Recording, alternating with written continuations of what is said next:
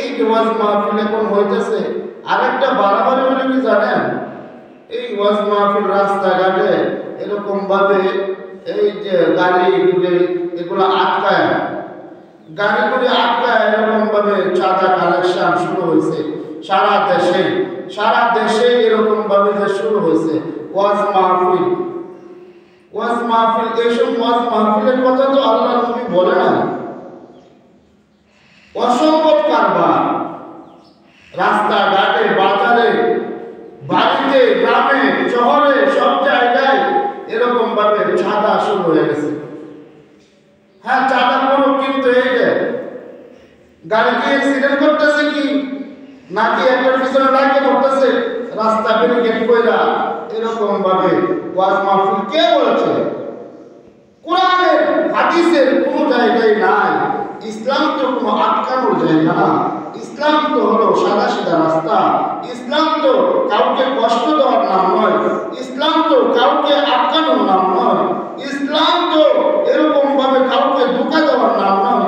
ইসলাম তো এরকম ভাবে সাধ্যের বাইরে যাওয়ার নাম নয়। ঠিক না বেটি? তুলে বলে আল্লাহ নবী যতদিন জীবনে বেঁচে ছিলেন দ্বীনের দাওয়াতের জন্য, কোরআনের আলো জ্বালাইবার জন্য,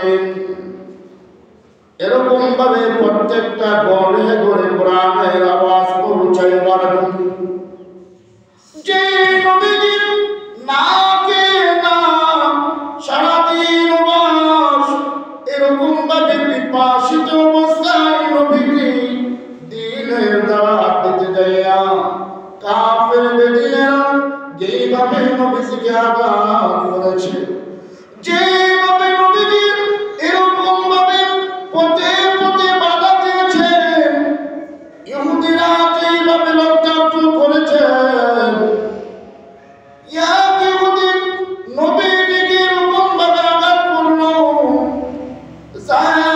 দৌড়ে আসলো নবীজি শরীর থেকে এরকম ভাবে এরকম ভাবে রক্ত গোলা চরচরা করতেছে।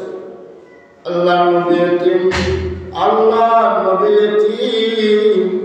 যার বাবা নাই, যার মা নাই, ছোট্ট অবস্থায় থেকে অসহায় নবীকে এরকম ভাবে মারার পরে ইহুদি যখন মারল, নবীজির শরীর থেকে রক্ত বাইর হয়ে পড়তেছে।